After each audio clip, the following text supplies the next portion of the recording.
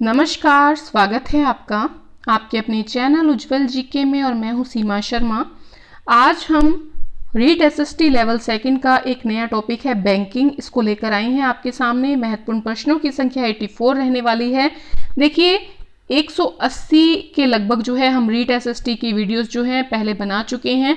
अगर आपने वो नहीं देखी हैं तो आप उज्जवल जी के चैनल पर विजिट करके वो वीडियो देख सकते हैं। साथ ही साइकोलॉजी भी पढ़ सकते हैं, इतिहास पढ़ सकते हैं, ज्योग्राफी पढ़ सकते हैं, पॉलिटिकल साइंस पढ़ सकते हैं, एनसीईआरटी पढ़ सकते हैं। आरबीएससी की बुक्स जो हैं वो भी जो है कवर करवाई जा रही है, तो आप वो भी पढ़ सकते हैं।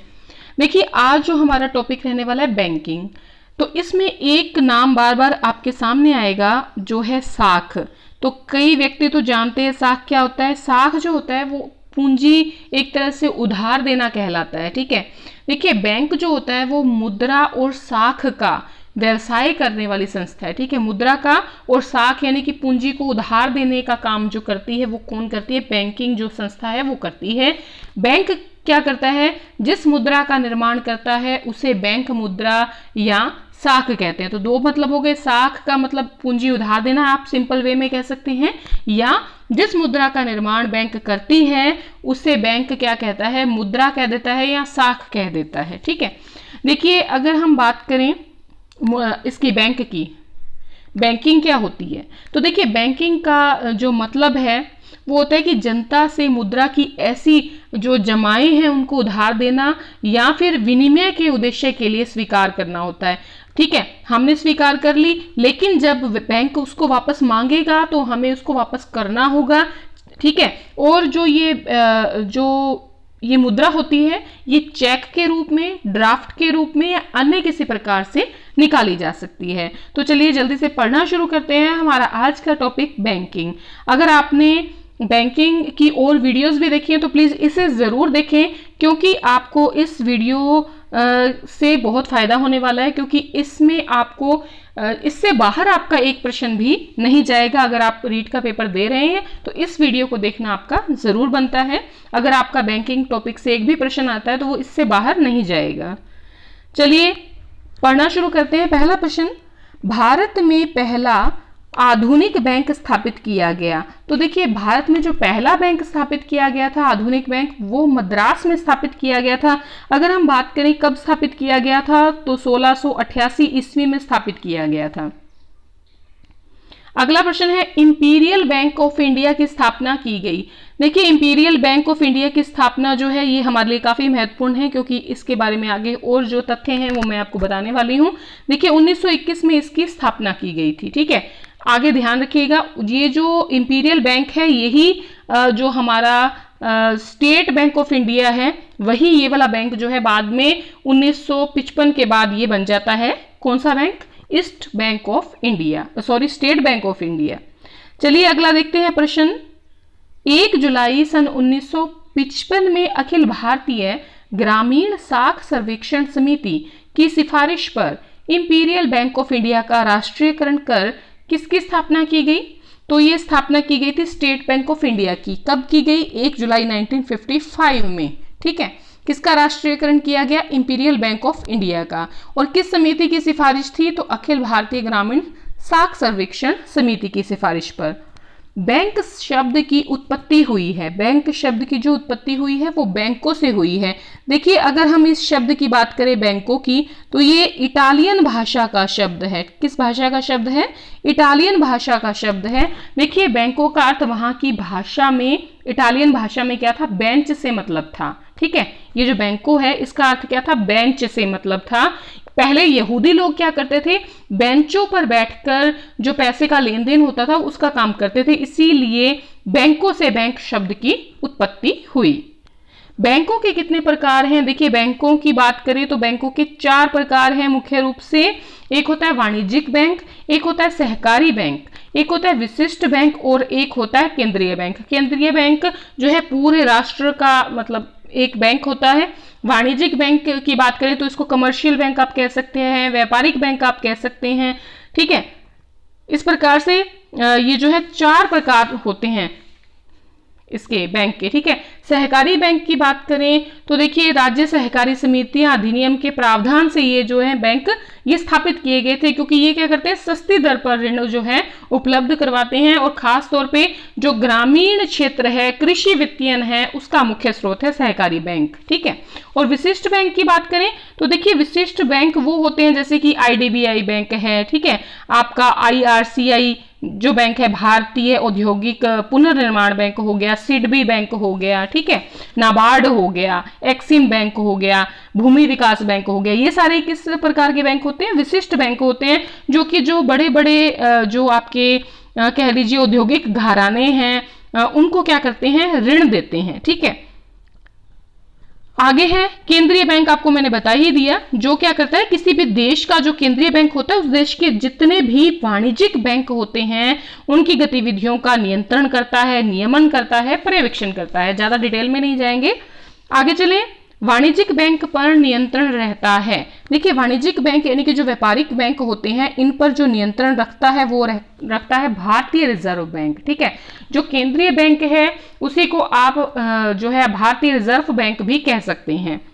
वे बैंक जिनमें सरकार की अधिक हिस्सेदारी होती है वो बैंक क्या कहलाते हैं, तो देखिए सार्वजनिक क्षेत्र के वाणिज्यिक बैंक कहलाते हैं जिनमें सरकार का जो होता है अधिक हिस्सेदारी रहती है। मान लीजिए कितनी लगभग रहती है, 51% तो रहती ही है, और यहाँ इससे अधिक हिस्सेदारी भी सरकार की इसमें हो सकती है। सार्वजनिक क्षेत्र के वाणिज्यिक बैंक के अंतर्गत आते हैं। अब इसके अंतर्गत कौन से बैंक आते हैं, इसके अंतर्गत देखिए एक तो आते हैं भारतीय स्टेट बैंक समूह। ठीक है, भारतीय स्टेट बैंक समूह आते हैं, फिर आते हैं राष्ट्रीयकृत बैंक, और फिर आते हैं क्षेत्रीय ग्रामीण बैंक। थोड़ा सा इसके बारे में देख लीजिए। देखिए भारतीय स्टेट बैंक समूह की अगर बात करें, समूह का मतलब क्या हुआ, देखिए state Bank of Bikaner of and Jaipur जो है, आप गए भी होंगे। ठीक है, स्टेट बैंक ऑफ पटियाला है, स्टेट बैंक ऑफ त्रावणकोर है, स्टेट बैंक ऑफ मैसूर है, स्टेट बैंक ऑफ हैदराबाद है, भारतीय महिला बैंक है। ये सब बैंक जो है वो क्या कहलाते हैं, भारतीय स्टेट बैंक समूह कहलाते हैं। तो एक तो ये आ जाते हैं इन बैंकों के अंतर्गत, एक आ जाते हैं राष्ट्रीयकृत बैंक। ठीक है, देखिए राष्ट्रीयकृत बैंक जो है टोटल जो थे काफी थे संख्या में, लेकिन अब फिलहाल कितने हैं, अब फिलहाल 12 जो राष्ट्रीयकृत बैंक हैं वर्तमान में भारत में, कुल 12 राष्ट्रीयकृत बैंक जो हैं वो कार्यशील हैं। देखिए 50 करोड़ से ज्यादा की जमा पूंजी वाले 14 बैंकों को जुलाई 1969 में क्या कर दिया गया था, राष्ट्रीयकृत कर दिया गया था।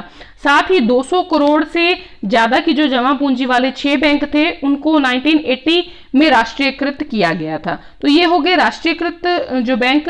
ठीक है, उसके बाद बात आती है किसकी, क्षेत्रीय ग्रामीण बैंक की। तो देखिए क्षेत्रीय ग्रामीण बैंक जो थे उनकी स्थापना जो है वो 2 अक्टूबर को की गई थी 1975 में। ये क्या करते हैं ग्रामीण बैंक, इनका मुख्य उद्देश्य क्या था कि जो आपके होता है ग्रामीण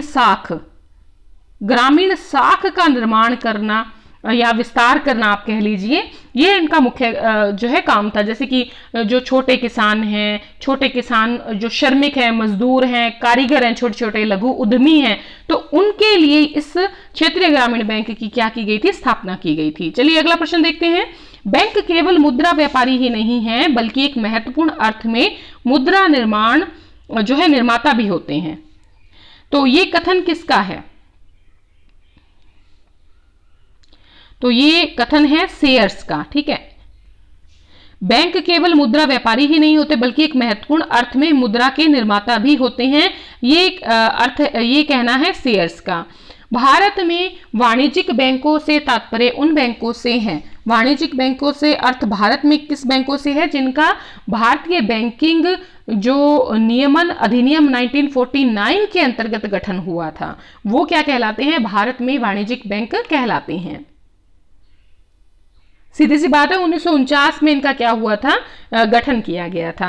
आजादी के समय देश का सबसे बड़ा वाणिज्यिक बैंक कौन सा था, तो इंपीरियल बैंक, हमने अभी पहले बात की थी 1955 में इसको चेंज करके क्या कह दिया गया था, राष्ट्रीयकरण किया गया था, स्टेट बैंक ऑफ इंडिया नाम दे दिया गया था। और ये इंपीरियल बैंक आजादी के समय देश का सबसे बड़ा वाणिज्यिक बैंक था, और स्वतंत्रता के बाद की बात करें तो स्टेट बैंक ऑफ इंडिया जो है ये सबसे बड़ा बैंक बन गया। अगला है वर्तमान में सार्वजनिक क्षेत्र का सबसे बड़ा वाणिज्यिक बैंक कौन सा है, तो वही बात आ गई, स्टेट बैंक ऑफ इंडिया है। देखिए 2017 की बात करें, 2017 की हम अगर बात करते हैं तो इसमें क्या है, 5 तो सहायक बैंक है जो अभी मैंने पहले नाम लिए थे। कौन सा, State Bank of Bikaner and Jaipur, फिर State Bank of Patiala, State Bank of Travancore, State Bank of Mysore, State Bank of Hyderabad. ठीक है, ये तो 5 बैंक हो गए और प्लस एक था आपके भारतीय महिला बैंक। ठीक है, इनका विलय करके स्टेट बैंक ऑफ इंडिया जो है वो बना दिया गया। अगला है क्षेत्रीय ग्रामीण बैंकों की स्थापना कब की गई। क्षेत्रीय ग्रामीण बैंकों की स्थापना की बात करें तो 2 अक्टूबर 1975 में इनकी स्थापना हुई थी। और अगर पूछे कि किस अधिनियम के तहत इनकी स्थापना हुई थी, तो क्षेत्रीय ग्रामीण बैंक अधिनियम 1974 के अधीन इनकी स्थापना हुई थी। काम कब से इन्होंने शुरू किया था, इन्होंने 2 अक्टूबर 1975 से शुरू किया है। ग्रामीण बैंकों की स्थापना का मुख्य उद्देश्य क्या है, अभी हमने बात की थी कि ग्रामीण शाख का जो विस्तार करना है। ठीक है, जैसे कि छोटे किसान हैं, खेती करने वाले मजदूर हैं, कारीगर हैं, छोटे उद्यमी हैं, उन्हें शाख प्रदान करने के लिए ये जो ग्रामीण बैंक है इनकी स्थापना की गई। निजी क्षेत्र के वाणिज्यिक बैंक किस अधिनियम द्वारा निर्देशित व नियमित होते हैं। जो निजी बैंक होते हैं, निजी क्षेत्र के जो वाणिज्यिक बैंक होते हैं, वो बैंकिंग विनियमन अधिनियम 1949 के द्वारा निर्देशित नियमित होते हैं। ये सभी प्रश्न आपके लिए बहुत ही महत्वपूर्ण हैं, बार बार इनको पढ़ें, किसी जगह पर लिख लें आप। ठीक है, स्वामित्व के आधार पर वाणिज्यिक बैंक कितने प्रकार के होते हैं। स्वामित्व के आधार पर जो वाणिज्यिक बैंक होते हैं, व्यापारिक बैंक होते हैं, 2 प्रकार के होते हैं। एक तो होते हैं कि सार्वजनिक क्षेत्र के वाणिज्यिक बैंक, जिनमें 51% या उससे भी ज्यादा हिस्सेदारी सरकार की होती है।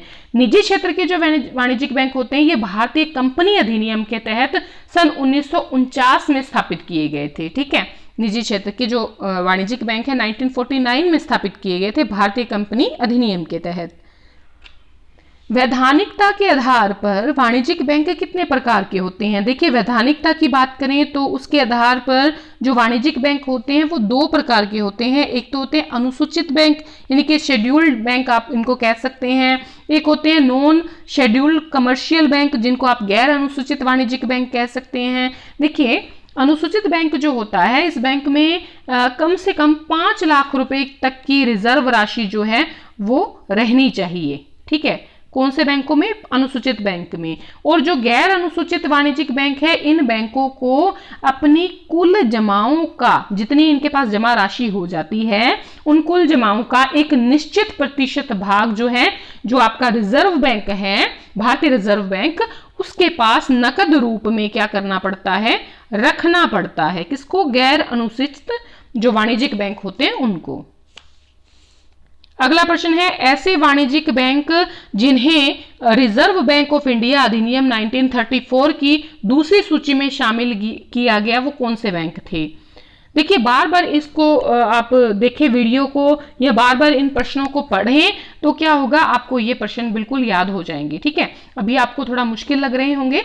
ऐसे वाणिज्यिक बैंक जिन्हें रिजर्व बैंक ऑफ इंडिया अधिनियम 1934 की दूसरी सूची में शामिल किया गया, वो अनुसूचित बैंक कहलाते हैं। 1934 में जिनको क्या किया गया, दूसरी सूची में शामिल किया गया। और ऐसे वाणिज्यिक बैंक जिन्हें रिजर्व बैंक ऑफ इंडिया अधिनियम 1934 की दूसरी सूची में शामिल नहीं किया गया, वो कहलाते हैं गैर अनुसूचित वाणिज्यिक बैंक। जिनको शामिल किया गया वो अनुसूचित बैंक है, जिनको शामिल नहीं किया गया वो गैर अनुसूचित वाणिज्यिक बैंक है।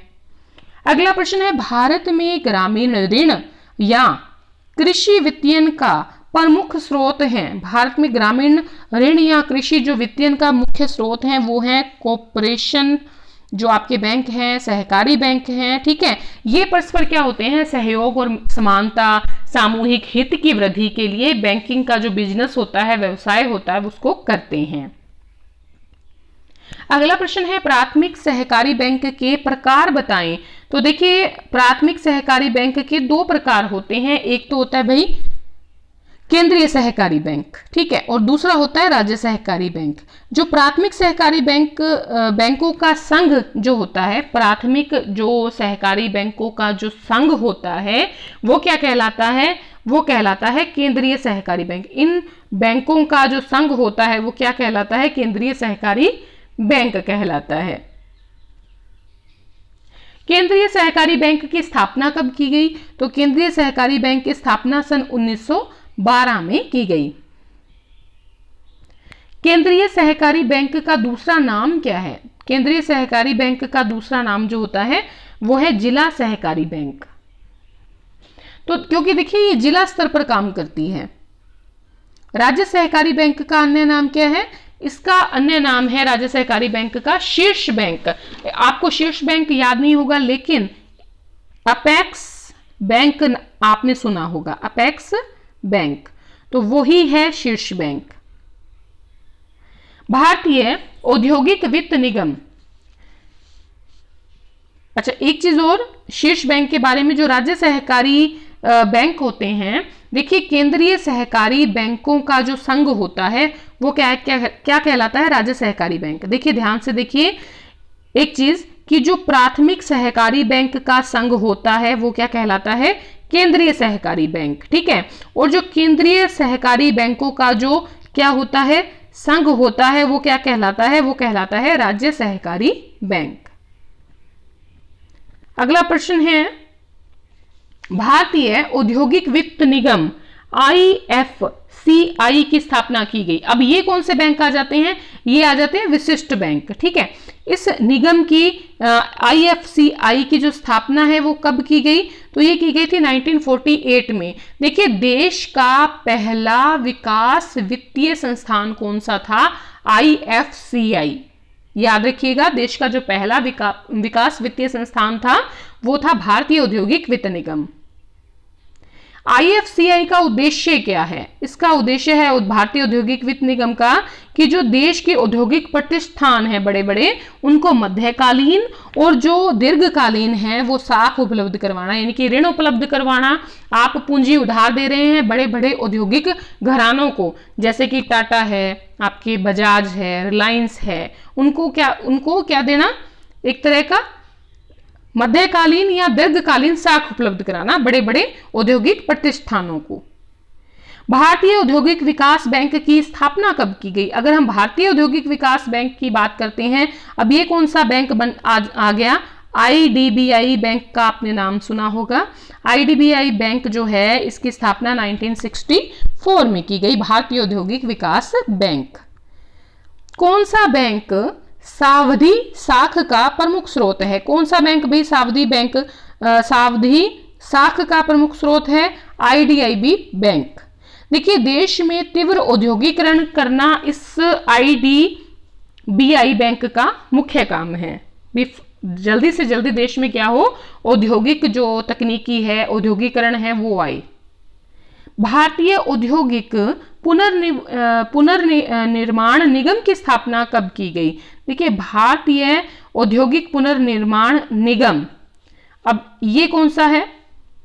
ये है IRCI।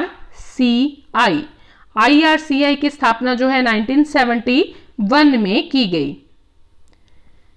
भारत सरकार ने भारतीय औद्योगिक पुनर्निर्माण निगम यानी कि IRCI को भारतीय औद्योगिक पुनर्निर्माण बैंक में तब्दील कब किया? ये किया 1984 में। निगम से किस में ट्रांसफर कर दिया? बैंक में ट्रांसफर कर दिया। सार्वजनिक क्षेत्र या निजी क्षेत्र की बीमारियां जो संकटग्रस्त औद्योगिक इकाइयां होती हैं, उनके पुनर्निर्माण के उद्देश्य से किसकी स्थापना की गई? भारतीय औद्योगिक पुनर्निर्माण बैंक की स्थापना की गई, जिसकी अभी हमने चर्चा की कि 1984 में इसकी स्थापना की गई है। रिजर्व बैंक के गवर्नर की नियुक्ति की जाती है। तो देखिए रिजर्व बैंक के गवर्नर की नियुक्ति जो होती है वो केंद्र सरकार के द्वारा की जाती है। सिडबी की स्थापना की गई। सिडबी का अगर फुल नेम देखें तो भारतीय आपके लघु उद्योग विकास बैंक कहलाता है, ठीक है, भारतीय लघु उद्योग विकास बैंक सिडबी, और इसकी स्थापना हुई थी 2 अप्रैल 1990 को।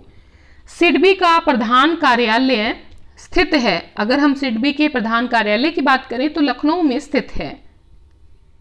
नाबार्ड की स्थापना की गई, तो देखिए सिडबी बहुत महत्वपूर्ण है, नाबार्ड बहुत महत्वपूर्ण है, क्योंकि प्रश्न इनमें से जरूर पूछा जाता है नाबार्ड से, सिडबी से, ठीक है। जब भी आप बैंकिंग से संबंधित कोई टॉपिक को लेकर चलते हैं तो नाबार्ड जो है काफी महत्वपूर्ण संस्था है, और इसकी जो स्थापना है वो हुई थी 12 जुलाई 1982 को, ठीक है। सिडबी की हुई थी 1990 में, 2 अप्रैल 1990 को, नाबार्ड की हुई है 12 जुलाई 1982 को।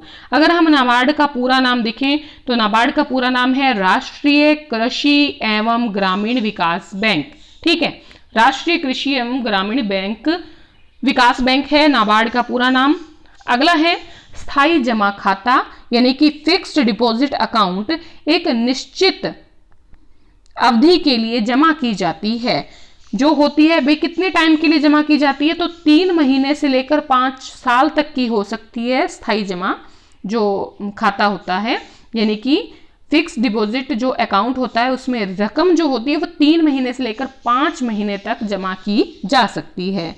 वाणिज्यिक बैंक ऋण प्रदान करते हैं, तो वाणिज्यिक बैंक जो होते हैं वो अल्पकालीन ऋण प्रदान करते हैं। विश्व में किस बैंक को केंद्रीय बैंकों की जननी माना जाता है? केंद्रीय बैंकों की जननी माना जाता है बैंक ऑफ इंग्लैंड को।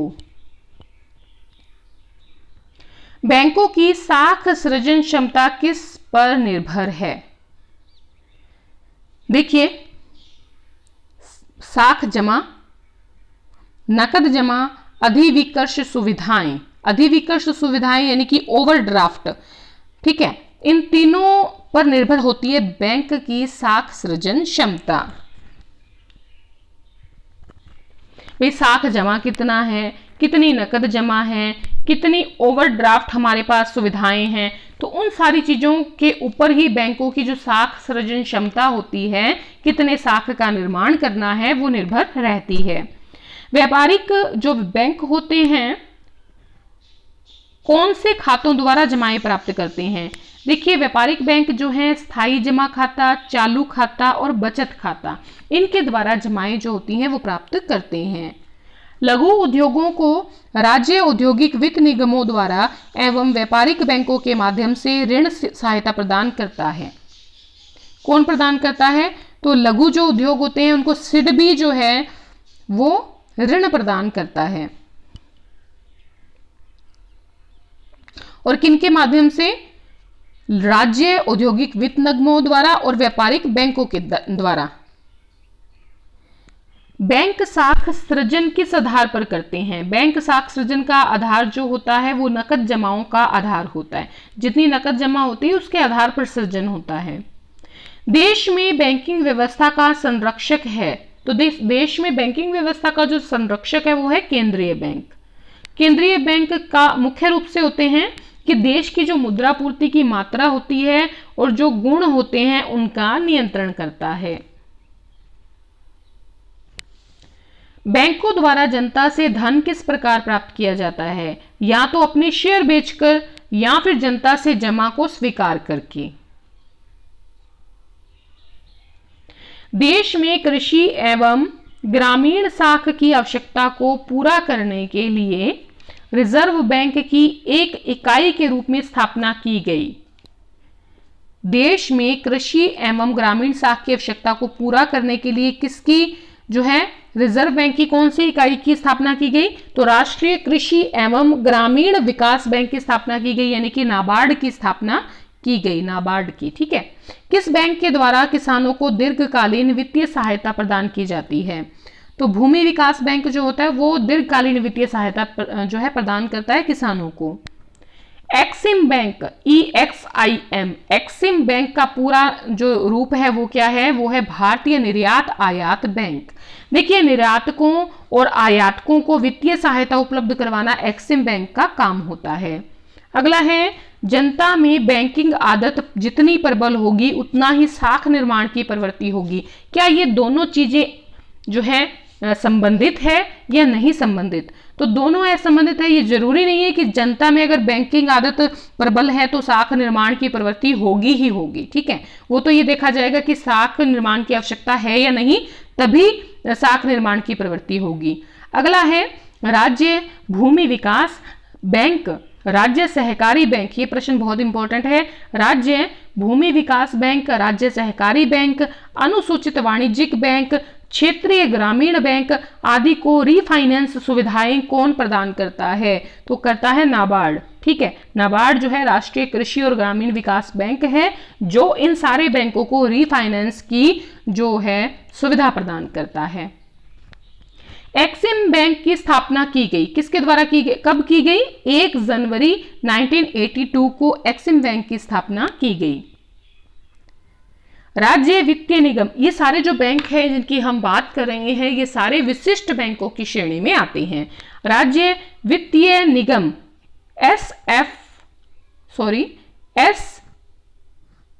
SFC की स्थापना की गई 1951 में, 1951 में की गई। देखिए, प्रत्येक राज्य में की गई ताकि जो लघु औद्योगिक इकाइयां हैं उनको मध्यम और दीर्घकालीन वित्तीय सुविधाएं उपलब्ध करवाई जा सके, इसलिए राज्य वित्तीय निगम जो है SFC की स्थापना की गई।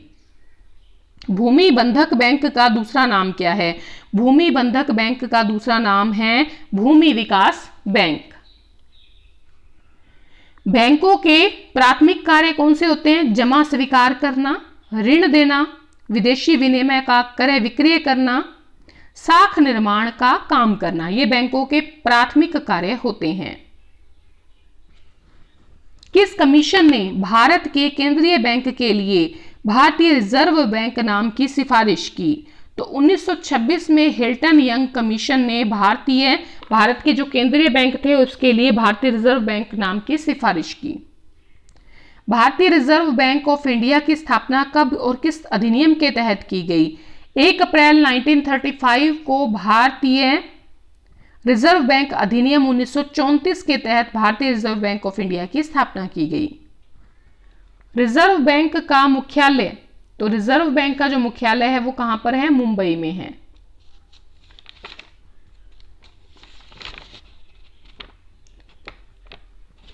अगला है, भारतीय रिजर्व बैंक का राष्ट्रीयकरण किया गया। तो ये भारतीय जो रिजर्व बैंक है इसका राष्ट्रीयकरण 1 जनवरी 1949 को किया गया। यह भी महत्वपूर्ण प्रश्न है।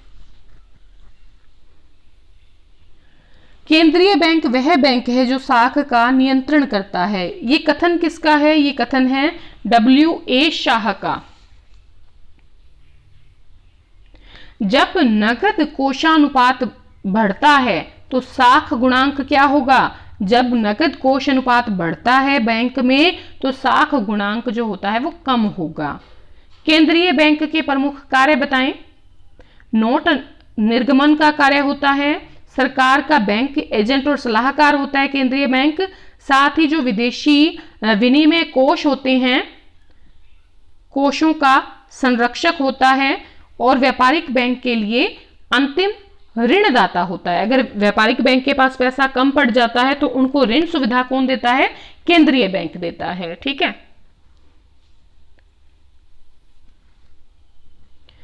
भारतीय रिजर्व बैंक किन मूल्यों के नोटों का निर्गमन करता है? कौन से नोट छापता है? तो 2 रुपए का नोट, 5 रुपए का नोट, 10 रुपए, 20 रुपए, 50 रुपए, 100 रुपए, 200 रुपए, 500 रुपए और 2000 के नोट जो है उनका निर्गमन भारतीय रिजर्व बैंक करता है। वर्तमान में देखिए, ये जो आंकड़े हैं अब जो मैं बताने वाली हूं ये जनवरी 2021 के, ठीक है, आंकड़े हैं, के अंतिम दिनों के आंकड़े हैं। वर्तमान में SLR है, वर्तमान में SLR है 18%। ठीक है, यानी कि सांविधिक तरलता अनुपात। और इसे जो ये 18% है, इसको SLR को जो आपके रिजर्व बैंक है वो 40% तक बढ़ा सकता है, उससे ज्यादा नहीं। वर्तमान में यानी कि जनवरी 2021 में CRR है, कितना है? 3% है। इसको कहते हैं नकद आरक्षण अनुपात। वर्तमान में यानी कि जनवरी 2021 तक की जो रिपोर्ट है उसमें रेपो दर कितनी आई है? 4% आई है। रिवर्स रेपो दर कितनी है वर्तमान में? 3.35%। और वर्तमान में बैंक दर कितनी है? वर्तमान में बैंक दर है 4.25%। अगला प्रश्न है, वर्तमान में MSF रेट कितना है? ये है 4.25%। MSF जो है वो 4.25% है, बैंक दर भी जो है वो 4.25% है, 25% है। अगला प्रश्न है, 1 रुपए के नोट पर हस्ताक्षर किसके होते हैं? तो भारत सरकार का जो वित्त सचिव होता है उसके हस्ताक्षर होते हैं। भारतीय रिजर्व बैंक या जो केंद्रीय बैंक है उसके कार्य बताइए। नोट निर्गमन का एकाधिकार, सरकार के बैंक एजेंट और वित्तीय सलाहकार के रूप में काम करना, बैंकों के बैंकर के रूप में काम करना, बैंकों के अंतिम ऋणदाता के रूप में काम करना। जितने भी वाणिज्यिक बैंक हैं, छोटे बैंक हैं, सहकारी बैंक हैं, उन सब का जो बैंकर होता है वो केंद्रीय बैंक या भारतीय रिजर्व बैंक होता है। देश के स्वर्ण और विदेशी विनिमय कोषों का संरक्षक होता है, ठीक है, ताकि जो देश का सोना है वो बाहर ना जा सके ज्यादा। और खातों का जो होता है समाशोधन, निपटारा और जो स्थानांतरण है उनका भी काम कौन करता है? आपके केंद्रीय बैंक या रिजर्व बैंक। और अंतिम चीज की साख का नियंत्रण करना किसका काम होता है? वो होता है भारतीय रिजर्व बैंक या केंद्रीय बैंक का कार्य। अगला प्रश्न है, जब बैंक अपने चालू खाते वाले ग्राहकों को ही उनकी जमा रकम से अधिक रुपया निकालने में अनुमति देता है तो इसे क्या कहते हैं? तो इसे कहते हैं अधिविकर्ष या ओवरड्राफ्ट। बैंकों द्वारा साख सृजन की प्रक्रिया का मूल कारण क्या है? जमाएं ऋण को जन्म देती हैं और ऋण जमाओं को जन्म देते हैं। अगर पैसा बैंक के पास होगा तभी वो क्या दे सकेगा? ऋण उधार दे सकेगा। व्यापारिक बैंक नकद जमाओं की अपेक्षा कई गुना अधिक राशि उधार देकर बैंक साख का निर्माण करते हैं। क्या ये बात जो है उपयुक्त है? तो ये बिल्कुल सही है। यदि नकद कोषानुपात के प्रतिशत में कमी होती है तो बैंक की साख सृजन की शक्ति में क्या होगा? वृद्धि होगी।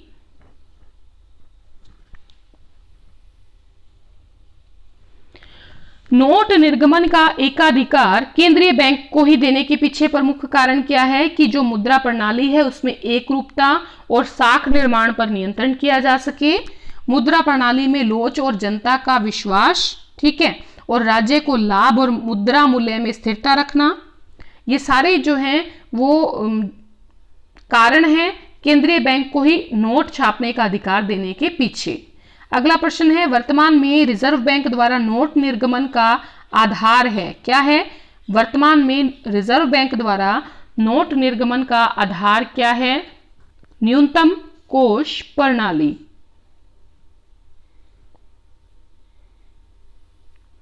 पहली बार देश के 14 बड़े बैंकों का राष्ट्रीयकरण कब किया गया? 19 जुलाई 1969 में, ठीक है। दूसरी बार जो 6 बैंक थे उनका राष्ट्रीयकरण 15 अप्रैल 1980 को किया गया। स्टेट बैंक अन्य राष्ट्रीयकृत बैंकों से किस प्रकार अलग है? यह जिन स्थानों में रिजर्व बैंक की शाखाएं नहीं हैं वहां रिजर्व बैंक के एजेंट या प्रतिनिधि का काम भी करता है। वह दर जिस दर पर केंद्रीय बैंक संबद्ध बैंकों के प्रथम श्रेणी विनिमय विपत्रों यानी कि जो बिल होते हैं उन बिल की पुनर्कटौती करता है या ऋण देता है, क्या कहलाती है? बैंक दर 4.25 है फिलहाल। देखिए, बैंक दर के बढ़ने से क्या होता है? साख का भी प्रसार होता है, ये याद रखिएगा। अगला प्रश्न है, बैंक दर में जो है वृद्धि होती है, वृद्धि तब की जाती है, कब की जाती है? बैंक दर में वृद्धि जब विनिमय दर देश के विपक्ष में हो और उसमें सुधार करना हो और साख प्रसार पर रोक लगानी हो, तब बैंक दर में वृद्धि की जाती है। जब सट्टे की प्रवृत्ति पर रोक लगानी हो तब बैंक दर में वृद्धि की जाती है। भुगतान संतुलन देश के विपक्ष में होने पर बड़ी मात्रा में सोने को बाहर जाने से स्वर्ण को या सोने को बाहर जाने से रोकने के लिए बैंक दर में वृद्धि की जाती है। यदि बैंक देश में साख की मात्रा में कमी करना चाहता है, कौन सा बैंक? केंद्रीय बैंक, तो नकद कोषानुपात में क्या करेगा? वृद्धि करेगा। सहकारी बैंकों के ढांचागत स्तर में एक जिले की सबसे ऊंची संस्था कौन सी होती है? केंद्रीय सहकारी बैंक होती है। ठीक है, तो इस प्रकार से 84 क्वेश्चंस हमने देख लिए हैं। आशा है आपको वीडियो पसंद आई होगी। अगर आपको वीडियो समझ में कोई प्रश्न समझ में नहीं आया तो इसको आप वापस से एक बार वीडियो को 1-2 बार देखें, आपको सारे प्रश्न समझ में आ जाएंगे और इतना मुश्किल भी नहीं है। ठीक है, और अगर आपको वीडियो जरा से भी पसंद आई है प्लीज अपने मित्रों में अधिक से अधिक शेयर करें, और आप अगर चैनल पर नए हैं तो प्लीज उज्जवल जी के चैनल को सब्सक्राइब कर लें। पास के बेल आइकन को जरूर प्रेस करें ताकि जो नई वीडियो की नोटिफिकेशन है वो आपको समय रहते मिलती रहे। तो आज के लिए इतना ही, धन्यवाद।